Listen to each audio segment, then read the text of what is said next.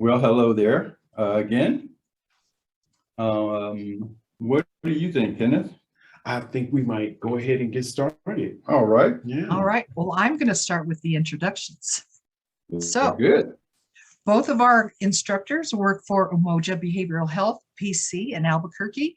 Umoja Behavioral Health provides intensive outpatient program mental health services to clients throughout New Mexico. Umoja Behavioral Health understands the mind-body connection. They know culture and gender matters, and they bring in yoga and health wellness to focus on both your mental and physical well-being. Umoja Behavioral Health is where the mind, body, and spirit meet for therapy. I'd like to introduce Kenneth Winfrey first. Kenneth is the CEO of Umoja Behavioral Health, and as I mentioned, Umoja provides intensive outpatient program mental health services to clients throughout New Mexico. Kenneth is a licensed clinical social worker and a certified yoga instructor.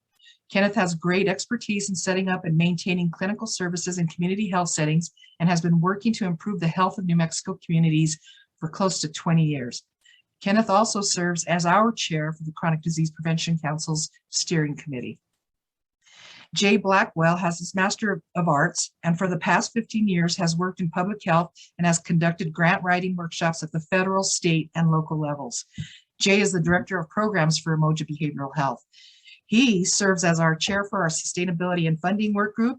He provides guidance for us in our HRSA planning grant application, and most recently has been on our NM Action Conference Planning Committee. So of course we lean on Jay quite a bit, and Jay and we lean on both Jay and Kenneth very much. So I'm so grateful to have both of you, and I'm going to turn it over to you. Thank you so much. Well, thank you so much, Trish. I didn't know you were going to go through all of that. Yeah. Today we just really want to let people know everything that CDPC is offering and how we're really trying to be good partners throughout the community. And we also want to really talk about budgets and fiscal health. And when it comes to presenting a winning proposal, an application, how we're able to combine those fiscal health and clear budget proposals or clear budgets in a proposal. So we're just going to kind of get started and get rolling so that we can have time for questions. One of the things that let's see, I guess I have to do it like here. All right, great. We wanted to give you an overview of the workshop. Kenneth has LCSW and CYT, and I have an MA and a certified peer support worker. Congratulations. Thank you for that. That's a new certification for peer support worker. But what are some things that you really want to stress in today's workshop, Kenneth? So first of all, I want to make sure that everybody understands that you are earning money and that you have the right to earn money in ways that edify your organization and your staff. We want to make sure that you handle that money well and that you do it in a manner that is ethical and responsible. Mm-hmm. And then we want to give you some tools and some maybe some vocabulary mm-hmm. that you can use to describe how you look at your agency's health. Mm-hmm. Yeah. All right. So I see that there are some procedures to handle larger sums of money. And then this thing about fiscal health. What do you mean your triage? What's this triage stuff about? Remember last time we talked about the tree. Mm-hmm. So now I should have spelled the TREE. No, you didn't. No, I didn't. Okay. Go ahead. Yeah. So today we're going to talk about more of it like a body, mm-hmm. Like a human body. And when we do a triage, often when you go in, they take your vital signs. Mm-hmm. And so these vital signs can be variables that are great indicators for your agency's fiscal health and preparedness to engage contracts. Correct. So that'll be like your blood pressure, your agency's blood pressure, your agency's temperature, right. And then your agency's pulse or heart rate. That's right. And we'll be sharing we'll much more about break that. all that down. All of it down. Yes, we will. Some things that I want to reiterate when it comes to writing a winning proposal, and you are a technical writer, that it's necessary to have some tools like a logic model to help link your activities which result in a budget item with their outcomes.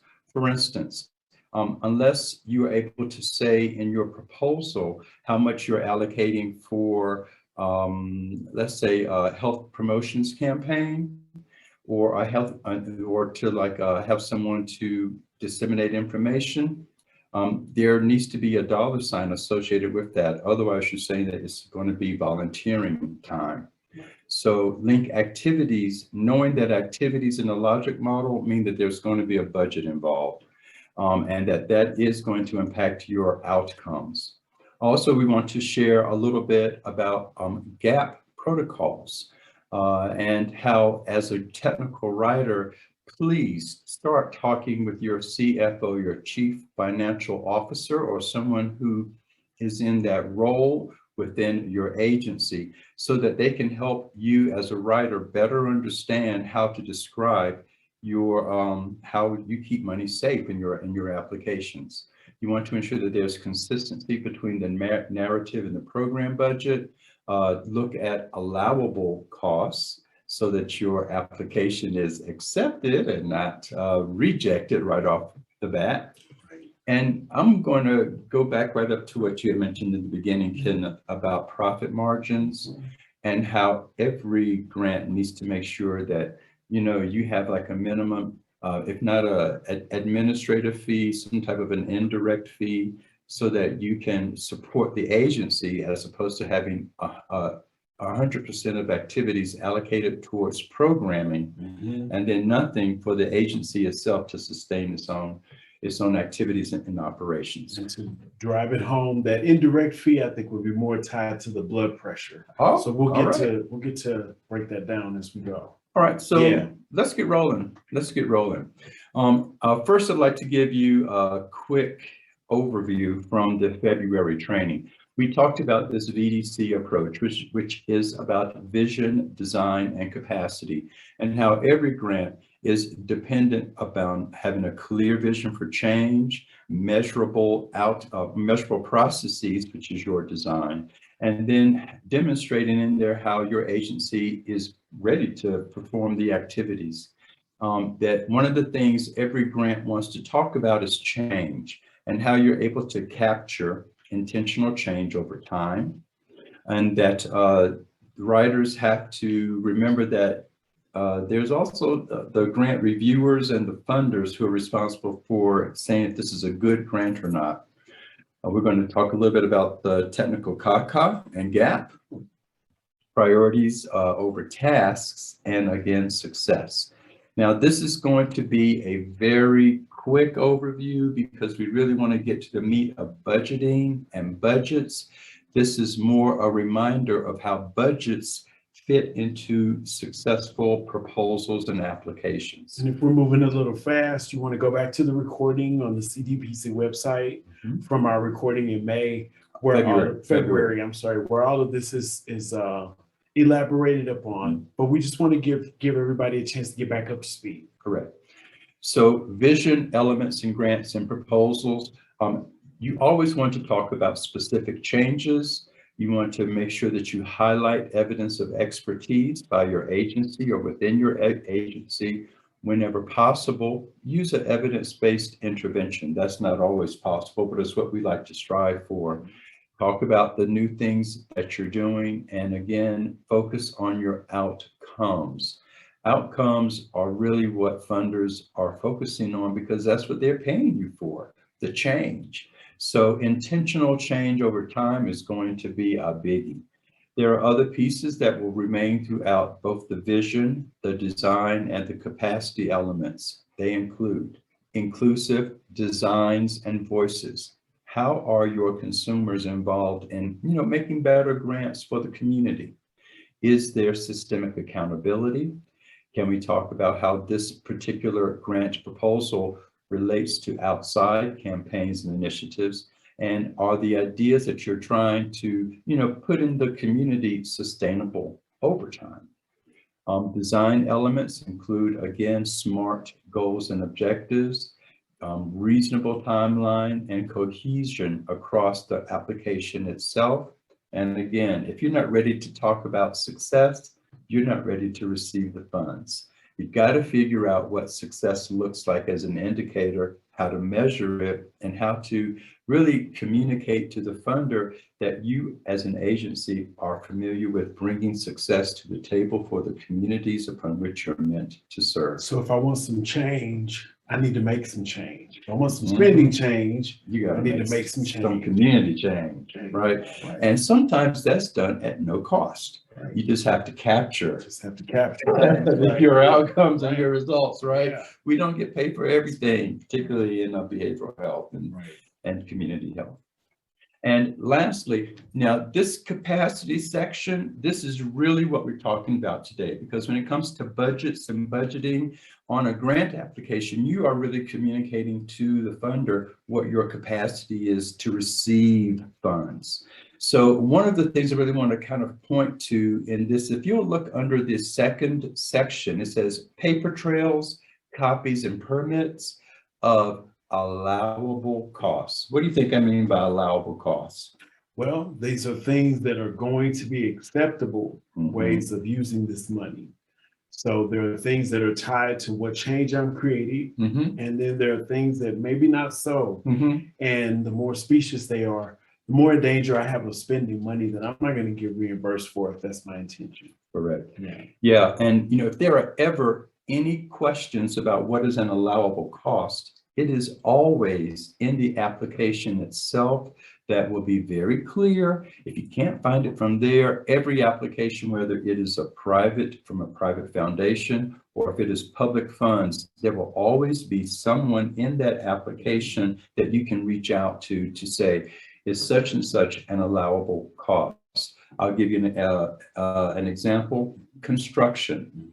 In 90% of HRSA, well, not should say HRSA, in HHS or OASH grants, construction is not an allowable cost. So if you are wanting to take some COVID money and then slap up some plaster or buy or purchase something on the roof, that may not be the way to go. There are other funding mechanisms. So it's about allowable costs and making sure that with your paper trails, your copies and your permits, which we're going to talk a little bit about today, that allowable cost is paramount. I'm moving quickly. Like I said, a lot of this was presented in February. Now, what you have on the screen right now is a representation that lets you know that for any grant that's probably going to be over $55,000 or $60,000, these are the 9 parts that are going to be part of it, one way or another. And these 9 parts are captured in this vision elements, design elements, and capacity elements. And in the budgets and fiscal responses always falls to the capacity, in that capacity elements. Right. So let's talk a little bit about money. Mm-hmm. Let's really get rolling. Mm-hmm. For more information, you'll know how to reach out to us. Okay. Shall I move on? Definitely. All right. Yes. So what is this? So we treat money like it's alive. And the reason I treat money like it's alive is because people who are alive make the money. But more specifically, the money does follow that pattern. It can grow. It can involve our responses to the environment. It has parts that are small that make up larger parts, like cells make up systems. It feeds on economic activity. And we'll talk about what economic activity looks like. It can reproduce in good partnerships, so to speak, right? With good investors, you can grow your money by factors of whatever it is that they invest. And so therefore it reflects how it was earned, and it carries with it traits just like we do. Some money has different taxes, some money comes with reporting, and all of those things need to be considered. It doesn't lose value under normal circumstances. It should actually gain value, okay? So I hope that makes sense. Now, we talked about not everything being paid for, but I don't want people to think that they need to do things for free. So like we said in February, I mentioned this race of aliens on this series called Star Trek that are the embodiment of profit making. And they're called Ferengi, and they have these big ears and everything. And in one of the episodes when the people from Earth introduced to them this notion of free things given for no money, he can't understand that concept. And so I want you to be like a Ferengi and pretend you don't understand what free means when you go after your funding. You want to make sure that you're compensated. Now, sometimes money is like a tree, as we said in February. Some of it's like leaves. It can blow away or some fly at us. Some claims take me weeks to get settled for the same amount of money as another claim took my computer a nanosecond to file. In commission sales, you might build a relationship for a long time and that person decide not to actually convert or make a sale. Or the money can be more like fruit, where you have a fixed cost, you know by unit what you're grabbing, and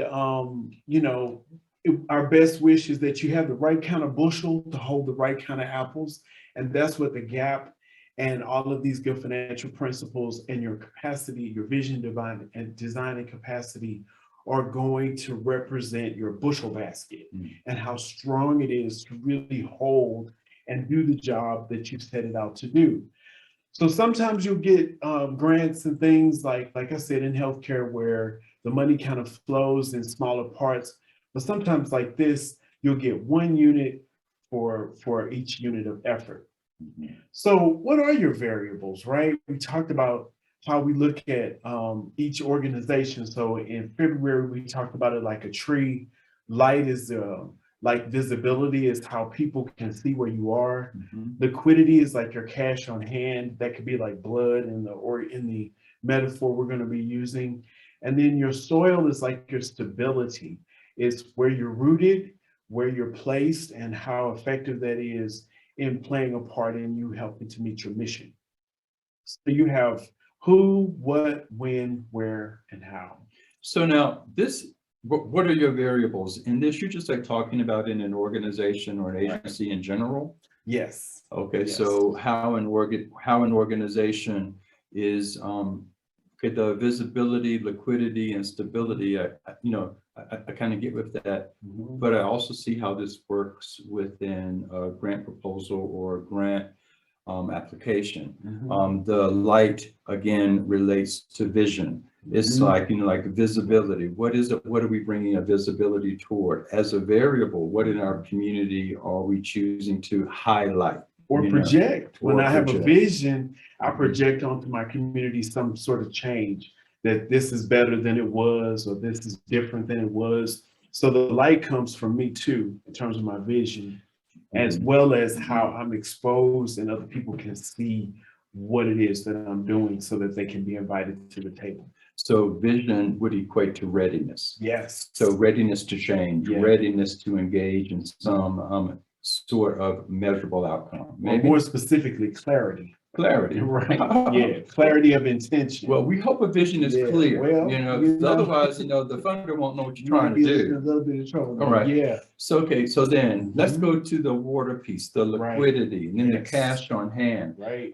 In a grant proposal, if you already have cash on hand, I guess you're like, that's what you have, and that's not what you're asking for. That's right. In a budget. That's right. So a budget is going to focus on liquidity or not? Well, it might focus on stability and liquidity together, because if you have good systems in place, you might not have a large amount of cash on hand, but you have the stability and all of the things that are needed to make sure that you can go forward once you've gotten started. And see, that sounds like capacity to me, right. and that is absolutely perfect. So it's not that you've done the walk, but you got shoes on. Hello, and one of the stable forces that you refer to is definitely a connection with the community of service and with your clients. That's right. So as long as you're really able to demonstrate and highlight that particular connection, how that is a long-standing one, you have a lot more opportunity to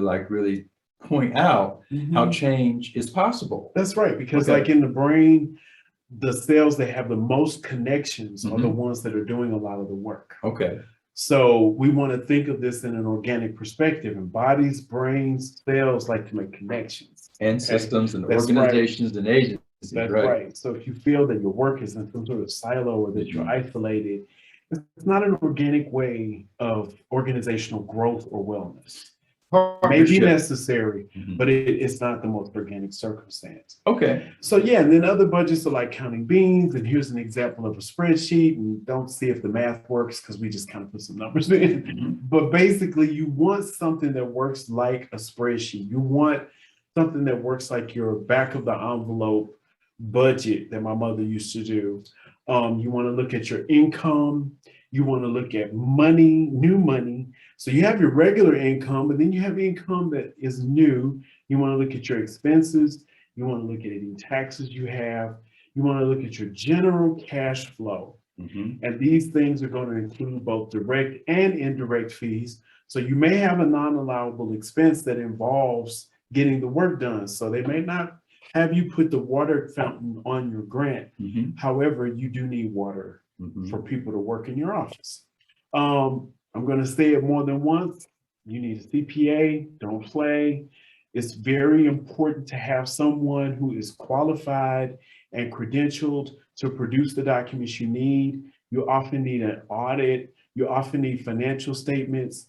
These things are often generated from tools like QuickBooks or Peachtree. Mhm. Here at home or in the office, I use Quicken Mhm. and I use Excel. Mhm. And those Just are sort of important manage because. Because Quicken, I like because it's sort of a glorified checkbook register. Mhm. And I go in there and I do quarterly scenarios Mhm. and I can do them down to the penny as if it's already happened. You can do the same thing in QuickBooks, but to be honest with you, QuickBooks is a tool for accountants. Mhm. I have a QuickBooks subscription so that my accountant has the proper tool to interface with my organization and my organization's resources and activities in order to produce this material for potential partners and funders. Um, are you familiar with the difference between a bookkeeper and an accountant or Yes. CPA? Yes. Can you share a little bit about that? So a bookkeeper can be certified. They can get a certificate. I would encourage that. Mhm. I don't know that they're required because we all do a certain amount of bookkeeping when you manage your own department's budget or your petty cash fund or whatever. That's a bookkeeping function. Um, Accountancy is a practice. It has established norms like social work, Mhm. like medical care, Mhm. and no more than you would want someone who hasn't been trained in the proper procedures to join in on your surgery. Mhm. You wouldn't want someone doing your accounting that has not been properly trained. Mhm.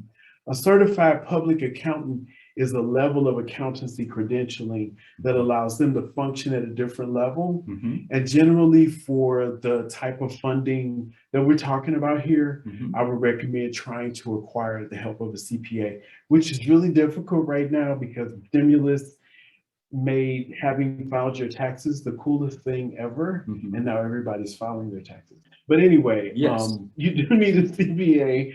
And I would recommend that if you find a grant that you like, start looking for a CPA that day and say to that CPA, this grant is something that we're thinking of attempting to apply, Mhm. because that CPA might be able to tell you that things aren't in the right position for that. Mhm. So it is a good idea to hire someone who is trained as an accountant. Many CPA firms have accountants who are not CPAs Mhm. in their hire. So you might not necessarily need that person with those three letters, but you do probably need somebody attached to somebody with those three letters. Okay. Yeah. Now, before we go too far, I like to look back to the budget that we have presented. If you look at at the bottom half of this, that has the staff, we have the personnel, then we have the other expenses. Mhm. And the other expenses include things like rent, health insurance, reimbursable program expenses, training, copying supplies, travel, taxes, okay? Right. These are actually very usual and allowable Mhm. expenses. It's like what we will be doing is like showing you what is called a SF 424A. That is what you would use to create a budget for a federal application. But before I get there, I also want to point out that aside from the staff, you mentioned stimulus funds. Right. and with the PPP, the Paycheck Protection Program, Mhm. some of the usual permits, some of the usual expectations for state funding. For state funding, especially now for the applications for funding, some of the things that are going to be needed include rental and leasing agreements. That's right. They include profit loss statements Mhm. and proper records of payroll. That's right. Right. That's right. So this is another reason that we're really encouraging. Want the right documentation. So many people weren't able to access the PPP money. You hear all these stories about the millions of dollars that didn't get used.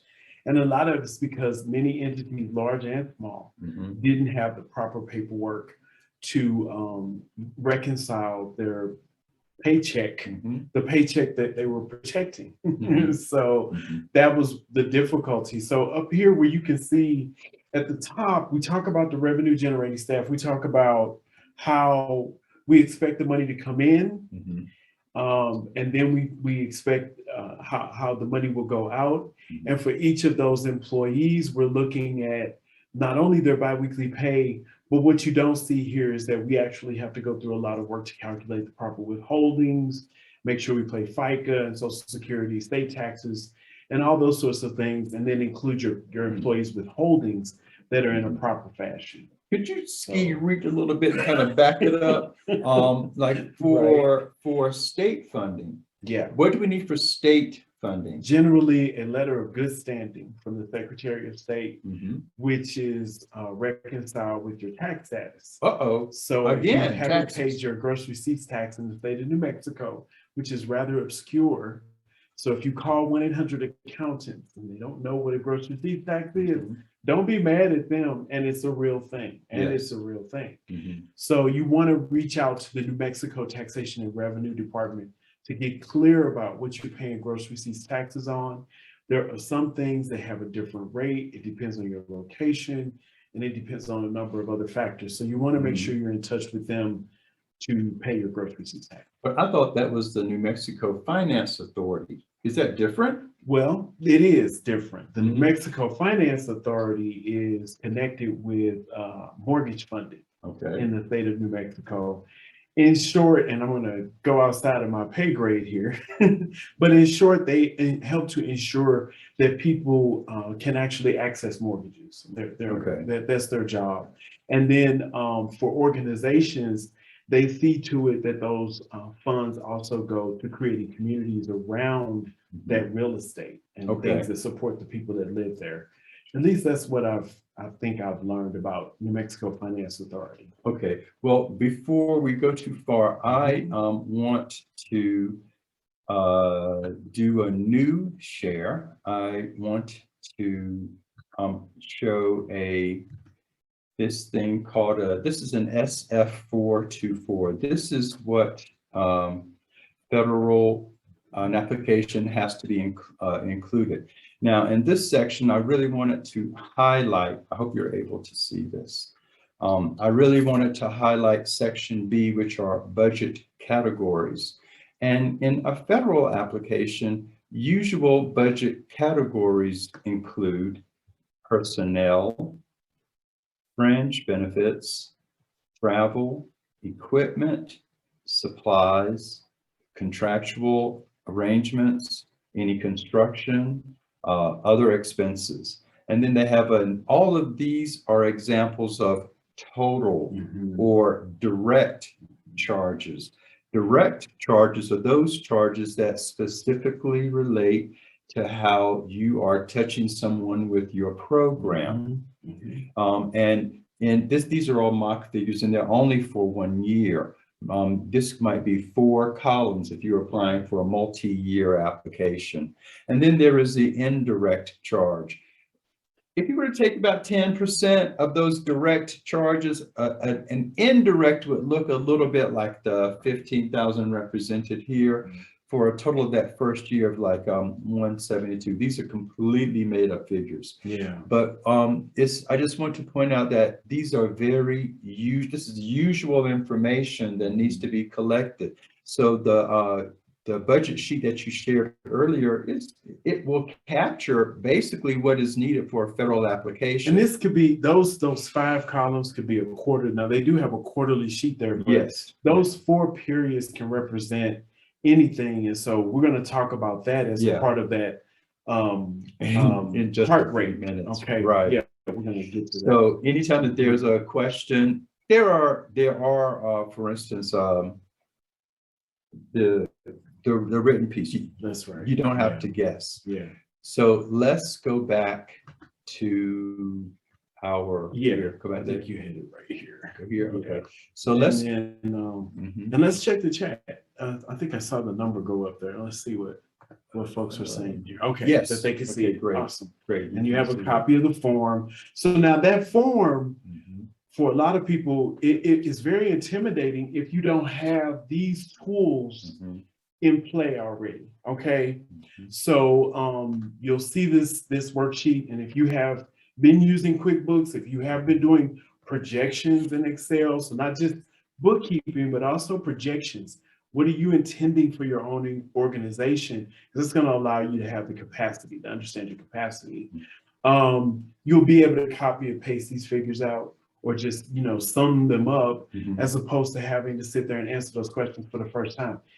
I dare say, if you are answering the questions on the SF 424A Mhm. for the first time when you looked at the form, I'm going to tell you to wait till the next grant cycle. That's what I'm going to tell you. If you're just now answering those numbers, when you look at that form, I'm going to say, let's wait till the next grant cycle. All right.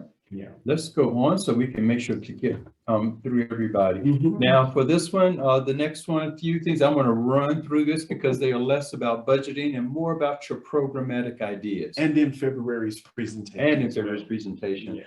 It all goes to intentional change over time. Intention. Intention. And you intend to pay everybody, right? Right. And you intend to keep these services going for a while, don't you? Right? Yes. I love it. So intentional change is necessary within your application.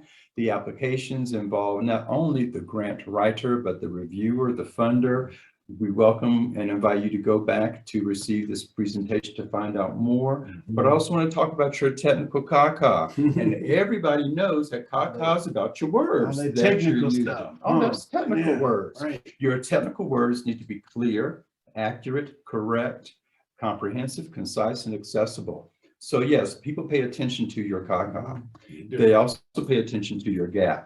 Now, the GAAP is, again, the generally accepted accounting principles. These have been in place since the 1930s and the Great Depression. Although there are 10 GAAP principles, they really boil down to 4. And these 4 principles of costs, revenue, matching, and disclosure, we need to find a way to represent them in your applications as a form of fiscal guidance, and fiscal security, accountability. Right. Yeah. So talk with your CFO about that part. I kind of want to make sure, because when it comes to looking at intentional change over time, you are intentional about your activities. Right. Your activities result in outcomes that are benefits that you want to see over time, which are impacts. But more about that later. Contact me. Mm-hmm. Let's go more to this And that triage. last slide, if you go to New Mexico State University, you probably recognize those headings, because that's how they teach the research. In the research class, that's how we teach a logic model. I dare say you do use that math when you grow up. Correct. So yeah, let's do a tree or human-like triage and checkup. Those vital signs include things like a temperature, a blood pressure, and a heart rate. Although I think the graphic that I borrowed is a Python graph. It's okay. The Earth is alive too. Anyway, your organizational vital signs include something like a temperature, which represents the capacity to succeed in conducting the proposal. The blood pressure represents the average amount of cash handled as a regular business or rate of cash flow. And the heart rate is the frequency of transactions and reporting, and the rate of conversion, the conversion to informing people to creating wellness with measuring their indicators, Mhm. to informing them or to succeeding them in meeting the goal of that logic model. So when I say temperature and the capacity to succeed in conducting the proposal, I can say I have the cash and I can handle those transactions, but maybe I don't have enough personnel Or connection to the community or that you wish partners. Exactly, serve. right. Then it's gonna get hot up in here. to get hot. When the deadline comes, Mhm. I'm gonna be in trouble. I'm probably gonna end up spending extra money Mhm. and not really practicing business in an efficient and profitable way, Mhm. which is still a thing, even at a nonprofit. And so when I do that, I'm going to also alter my heart rate because then I won't have the same capacity to manage the frequency of transaction. So as part of the blood pressure and being able to handle a larger sum of money, the blood pressure can be impacted by Unexpected incomes, unexpected expenses, I should say, or unexpected income. Mhm. It can be impacted by inflation, Mhm. which is, an expense, a way of saying an expense. But basically, your blood pressure is the rate of in, going out of the money. And that because the heart rate is more like how I can be taking money in and reporting out. But my blood pressure has to do with how I'm bringing that money in and out in a manner that represents solvency. Mhm. Okay. So if you are, if your grant or proposal is upon reimbursement and you are not able to do an immediate drawdown to cover initial costs, Mhm. then your in and your out is going to look like funny money. It sure is. Okay. Yeah. And Just so, double checking. so if somebody tells me, you have to do a reimbursement of funded work, Mhm. which is what healthcare is in the United States right now, it's the equivalent of saying your money is at the bottom of that pool. So you have to take in a deep breath, Be a free and diver. hold that breath and get down there and get that money. So using good business practices mean you don't stop and take a look at the seashell or anything. Right. You go directly for that money. Right. And you get back up to the top. Okay. We're just about through, so can Yeah, we get through these? Definitely. Okay. So when these things start to feel, you're still gonna feel worried, you're running out of air. Frequently, what that means, I'm gonna say, it's like taking a walk. In this Harvard study, they realized that 20 minutes of walking a day improved many health measures, not the least of which is behavioral health. Mhm. In business, taking a walk for your health means taking a walk of your logic model, because that's where those intentions are. So you want to go back to your logic model and look at what you're doing, because if stopping and looking at the seashell is not on your logic model, then you haven't designed an organization that does that. And so you're going to want to make sure that you're focused on your intention, and that needs to be explicit in your logic model. And you haven't applied for funding yet, because your funders are going to want to know that you're clear that you do what you've already intended to do to a significant extent, right? And then don't walk alone. How about that? Don't play. Get a CPA. That's right. Don't walk in the dark, okay, by yourself. With your budget. Get somebody who has some financial expertise. If you don't get a CPA, I might say a great business consultant or someone that can mentor you who has done the work before might also be a great resource. And I still do encourage you to just keep calling the CPAs until they call you back. Right. We kind of want to wrap this up. I start saying to be certain of your success. This is intentional change. Be intentional. And when it comes to your budget, any activity needs to have a dollar sign associated with it, to the best of your ability that you can, unless you want your activities to be volunteer. That would be a zero on that dollar. Right. So that 10% you're talking about, that's going to go into the blood pressure and equalize things so that once the funder is gone, I'm not starving. Right. So you want to be regulated about that. If you do have a reimbursable deliverable, I encourage you to make your first bill about something that will sustain you for the first few cycles. So that it's about a plan, or it's about a proposal, it's about growing the work or naming the work more, so that you can begin your first bit of work with some intention. And most funders will pay you to come up with a more concerted plan before you get your first check. I thought you were going to say to do a little bit of watering of the soil. Well, that too, Oh, see, okay. right? Yeah. All right. What's your light? They're going to want to ask you about your light and water. And so that's going to be about getting that detail out in a first deliverable, in a first paid deliverable. Can be to elaborate upon the plan that you thought was elaborate in your grant application. All right. Right. So now how do I So let's see here. So- Again, stop shooting? that. All right. Yeah. So There we are. I think that's about what we can do for a presentation. Wondering if there are Let's see, any we have questions. a hand at up all. here.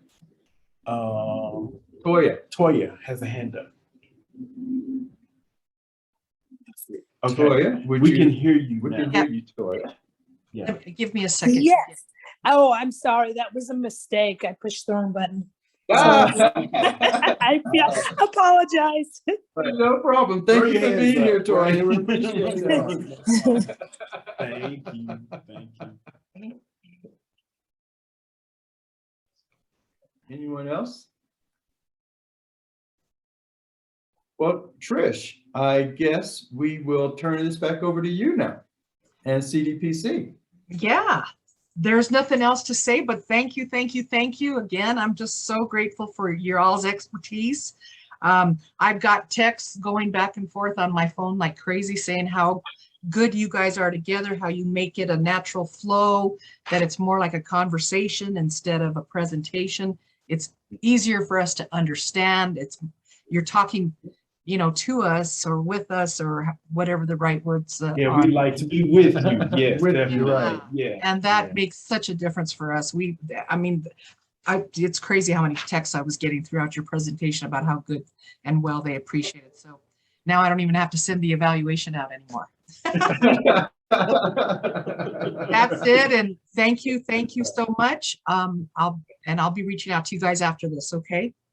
Right on. And everybody Thank that's in attendance, thank you for joining us. And unless anybody has anything to say or a question, we'll end our meeting. Yeah, we'll listen for some comments here. Thank you, Gail. If anyone has anything else. Yes, it says we don't know what we don't know. You're welcome, Sophie. Thank you for being here with Yes. us too. Thank you, Lucinda. Yeah, and stay in tune with CDPC, more to come. Definitely. All right. Have a great afternoon, everyone. Take All right, care. thank you. Thank you.